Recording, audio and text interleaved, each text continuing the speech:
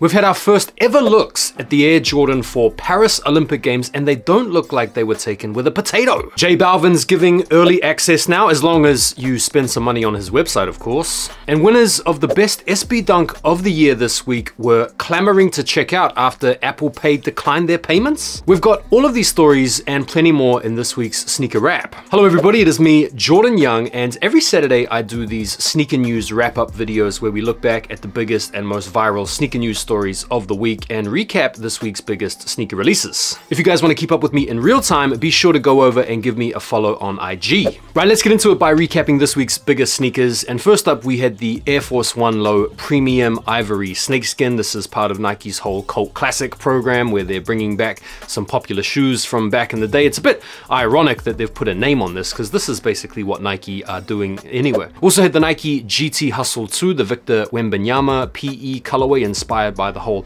alien motif that's going to be the basis for his logo and stuff moving forward. These sold out pretty quickly and were pretty popular, no doubt because Wembanyama is the man. Also had the Adidas and Korn collab, as well as the Puma and Skepta release. But the big release of the week was no doubt the Skate Shop Raffle release for the Nike SB Dunk Low Futura collab. Now this is being touted as the SB of the year, and rightly so. I think this colorway is fire. Stock supposedly very limited for these 30,000 pairs, and people have been picking up their Skate Shop Raffle wins throughout the last few days, including a few people that actually got the dub through the Futura website raffle release, but were unable to check out. Imagine getting the dub in your email inbox from Futura themselves saying, here's the link to buy the shoes. You go to buy them and you can't check out because Apple Pay is declining. I'm not sure if these people were able to employ an alternative payment method and check out securely with the shoes, but it seems like a lot of people took an L on account of Apple Pay. We were also supposed to see a wide release of the Travis Scott Jordan 1 Low in the Elkins colorway, but that has been postponed. I've seen some dates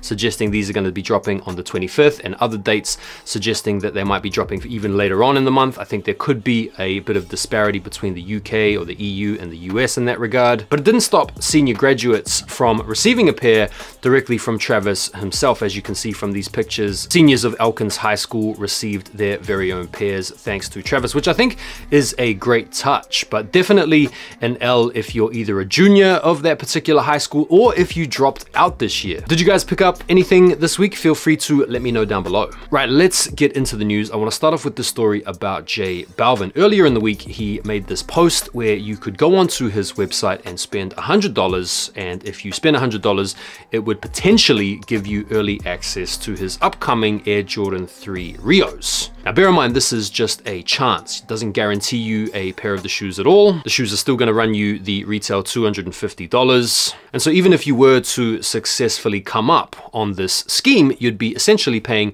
$350 for these Jordans, although you'd of course get the item that you purchased on the website. Now some people have called into question the ethics and the greed and the marketing tactics from Balvin here. After all, he is a multi-millionaire. He's got his own Jordan collaboration. Does he really need to go through the trouble to motivate people to get onto his website to spend up over $100? On the flip side, of course, it is great marketing. It's a great way to hawk some stuff on the website that otherwise probably would sit. But spending $100 on something you didn't necessarily want just to be given the chance to be given early access seems like a little bit much for me personally anyway, but what do you guys think? But our first looks at the upcoming Air Jordan 4 Paris Olympics, which are set to be dropping July the 27th. And this is one of the few times that we've seen early images of a sneaker that have actually shone the shoe in a good light. These are really good images, really good quality, and we can get a really good sense for how the shoe is shaping up. Now these have been met with a bit of a mixed response. People are essentially calling these the baby cores or the poor man's cores or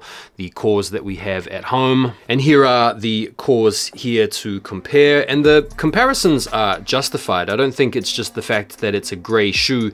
It's the fact that you have a gray shoe with different shades of gray, both overlaid in the form of the mudguard. Also the differences in texture. It looks like these are coming with a smooth sort of nubuck upper overlaid with the nice suede around the mudguard. I personally reckon these are fire. One thing I noticed is that a little bit like the Craft series, these seem to be missing the netted mesh on the mid panel and seem to have some kind of embossed fabric instead. But these are looking really good, and I've seen a lot of comments suggesting that the price of cores are about to drop as these get wheeled out, but I don't think that's the case. I mean, one of the coolest things about the KAWS collaboration, one of the reasons why it's so popular, is because of the collaboration with KAWS himself. So I think these are nice. What do you guys think? So we've been speaking a bit in recent times about the Travis Scott Jordan 1 Low. It wasn't that long ago that we were told that these were going to be coming to an end, but no sooner had that been said than a whole bunch more were announced, and these 3 at least have been confirmed for next year. We have this white and olive colorway, as well as this pale vanilla colorway, as well as this mocha colorway, and all 3 of these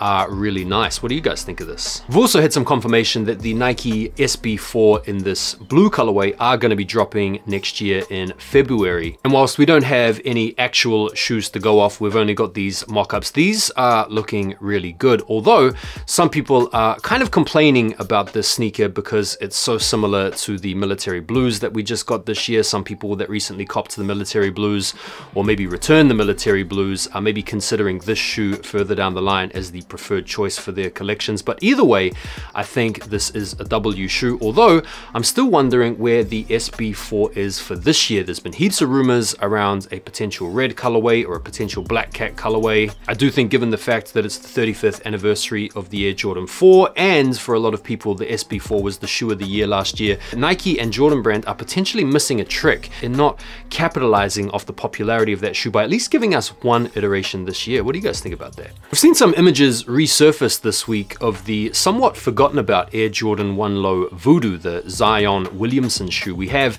even seen these on the feet of Zion Williamson. Some people have suggested that this could just be a one-of-one sample or a one-of-one shoe made just for Zion himself. Other people have suggested that we were supposed to be getting these sometime soon, but either way, I have a bit of a hot take on these. I think these are a bit mid. I think the first Zion Williamson Voodoo was a good shoe. I do think these shades of blue aren't really it, but what do you guys think? Do you guys actually want to see this shoe, or do you think these should just stay made for Zion? Let me know what you think. So we heard this week that the very much anticipated Air Jordan 5 in the black metallic colorway, for a lot of people the best Air Jordan 5 of all time, are going to be releasing next year as part of the whole Reimagined series. And the Reimagined feature that we have here to look forward to is this 3M piping along the stitching. Now, I'm sure, as you guys will probably know if you know your Air Jordan history, the Air Jordan 5 was the first model to sport a 3M feature with the reflective tongue. And so this little addition, presumably paying homage to that particular aspect, will be a welcome feature for collectors. No additional information as to whether or not these will come with maybe like some kind of aged or cloudy outsole or something like that. But as long as these come out with the Nike Air on the back, I will be happy. Now, I don't know what you guys think, but given the trajectory and given the models that we've seen so far, I think it's only inevitable that the next Reimagined Jordan we see will be probably these, the Varsity Red or the Infrared Air Jordan 6s. I feel like that's probably the next model that would make sense. What do you guys think? Do you guys have any ideas as to which model from the Jordan brand lineup will be next to be reimagined? Feel free to sound off down below. Good news for fans of the Huff brand as well as the Air Max 1 silhouette. The two are coming together again to collaborate on an Air Max 1 dropping next month. There are supposedly 4 different colorways, and if you guys are into your sneaker history, you'll know that Nike and Huff have collaborated on Air Maxes before, going as far back as 2004, as well as 2007, as well as the whole Huff Quake series, which featured this cracked pattern. And according to these images here, we are getting some kind of similar type of crackage in the bottom panels, as well as some different colorways on the uppers. You can see an orange pair here and a pink pair here. Some people have been saying these are a little bit underwhelming and maybe a little bit average, but I think for a lot of collectors out there, these will be really popular. What do you guys think of these? Had our first look at another Nike SB, which are releasing next year. This is very much like a Pro B type look to it, or almost like a Reese Forbes or an early type Nike SB sneaker. These are called the Parachute Beiges, and they look really nice. It's got the gum outsole, the aged midsole, as well as this putty type colorway. This particular pair shown in these pictures are just samples, but I think these are really nice and definitely give me Reese Forbes type vibes. What do you guys think of these? Sabrina Ionescu's second shoe is here, and we're going to be getting a cave purple colorway on June the 28th. And I think the comparisons people are drawing here between this shoe shoe and the Kobe 5 are justified. In fact, I have a little bit of a sneaky hot take on the Sabrina shoe. I feel like whoever was overseeing the whole Kobe designs during Kobe's time at Nike before he tragically passed away has pretty much just taken on the Kobe progression and applied it to Sabrina. There's so much similarity in the design DNA between the Sabrina shoe and the Kobe shoe. I feel like if the Kobe's were still going to this day, these would be the models of the moment. What do you guys think about that? I think these are fire nonetheless. I think this is one of the best looking Nike Sigs out there, but feel free to let me know if you disagree. But I'm not really a fashion MF, but I did want to talk about the Dior and Stone Island collab, which is dropping in June. Now, some of the bags and some of the clobber are pretty nice, way out of my price bracket and not something I'd be interested in wearing, but I did want to talk about the sneakers briefly because I think these sneakers are really nice, man. They're really hard. The Dior detailing on the upper is really nice. This sort of thick, chunky gum outsole looks really good. These look really casual and really wearable. I know these are going to be priced crazy. I won't be able to justify buying them, but I do think these are some of the nicest looking designer sneakers we've seen in some time. And hot take, I think Dior are right up there when it comes to making sneakers. What do you guys think about that? So we know Edison Chen has gone over to Adidas and he's already released a Superstar which has come out to sort of mixed reviews, very popular among fashion MFs and not so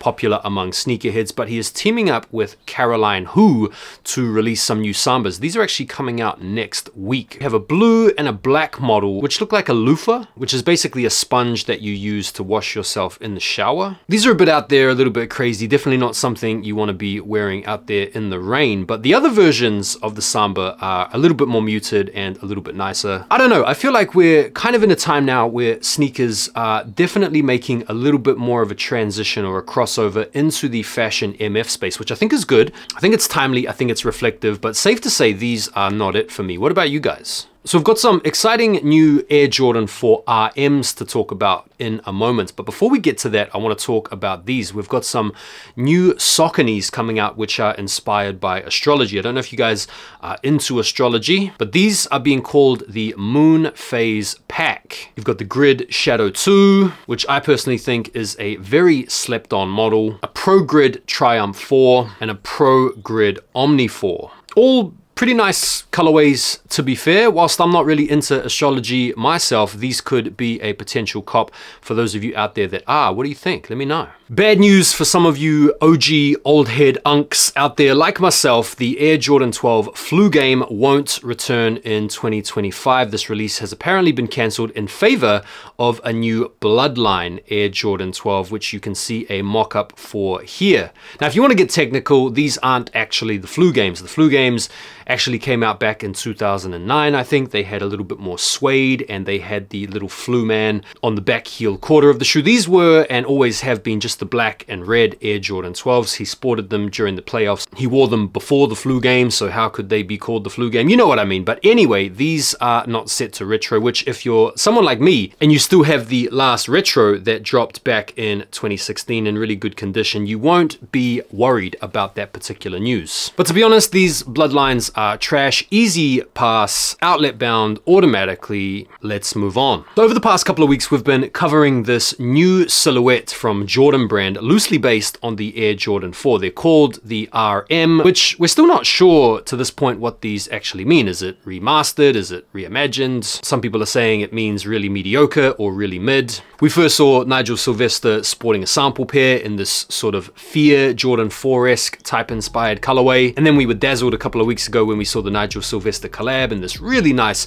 sort of forest green colorway. And now we've got some more colorways which don't really do it for me personally. We have this Canyon Rust colorway, which sport a kind of panda type color blocking with this rust on the toe cap as well as on the heel. And then this almost Fear of God looking color blocking in the black colorway. Now there are some cool features of the shoe, but to be honest, I'm not that bowled over by these new colorways, and I don't really think these are it. I do like the Nigel collab, but I do think the reason I like the Nigel collab is mainly on account of the color and the quality. These are just looking like some 2024 fusion Jordans, which depending on the price, I don't know. I don't know if they're gonna go that well. What do you guys think? Are you guys sold on this model? I know a lot of people are feeling them, or are you not? Let me know. So one of the ways you know a sneaker has made it to elite tier status is when fakes are being made of it. And we're now living in a time where Anthony Edwards' signature sneaker is being faked. And the fake colorways that are coming out are pretty fire. Check out these, man, inspired by the Nike mags, these bumblebee joints. We've even got some almost J-Balvin collab looking ones here with the sunset gradients. I mean, I don't think it's over the top